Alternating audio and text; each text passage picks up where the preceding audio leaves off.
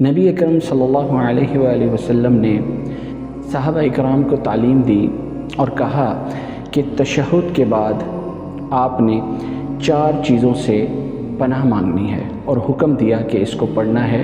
وہ ایسے حکم دیا جیسے قرآن کی تعلیم دیا کرتے تھے۔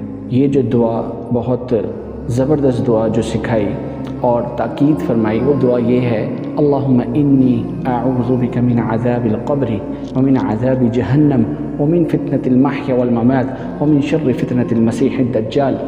میرے بہنوں اور بھائیوں، اس دعا کو اور اپنی نمازوں میں اس کو شامل کریں، آپ معمول بنائیں اپنی تشہد میں جب آپ التحیات پڑھتے ہیں اور درود ابراہیمی پڑھتے ہیں اور بہت مختلف دعائیں آپ صلی اللہ علیہ وسلم نے حکم دیا کہ یہ پڑھا کریں۔ آپ صلی اللہ علیہ وسلم نے اگر یہ حکم دیا ہے ان 4 چیزوں کا تو یہ بہت اہمیت کا حامل ہے۔ امید ہے اللہ رب العزت سے کہ ہمیں مزید علم عطا فرمائے۔ آمین۔